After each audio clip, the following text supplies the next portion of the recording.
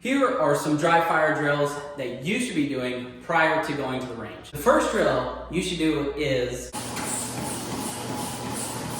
which is a really great drill for if you're fat and overweight. All that aside, the first drill that we can start training is the slide lock reload or the speed reload. Now there's two variations of this drill. The first variation is having the slide already locked to the rear.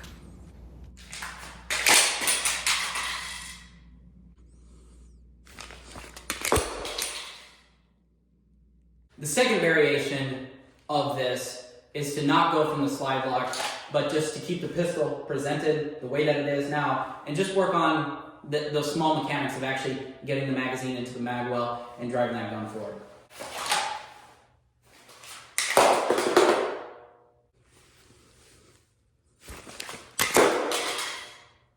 The second drill we can work on with our pistols is a tap rack bang.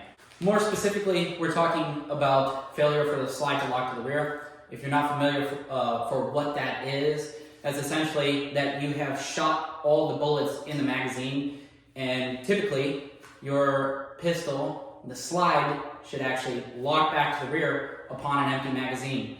But unfortunately, from my experience and seeing others shoot, and it happens, it is a malfunction where the slide is a failure to lock to the rear. So what do? Well, that gun goes click, you tap, rack, okay, I'm out of ammo, new source of ammunition, punch back out.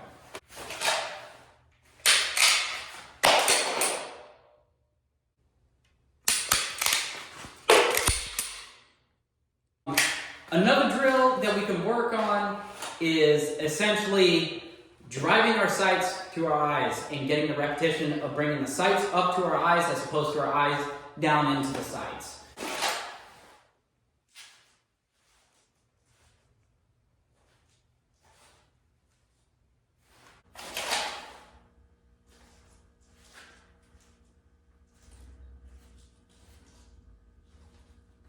Another drill that we can do is, let's say your support hand has been wounded.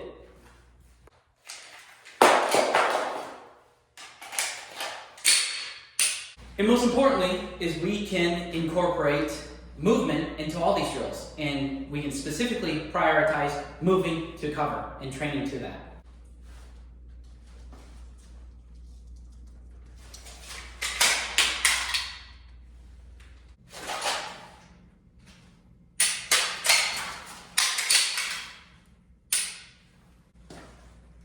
And the next thing we can start doing is working with a rifle.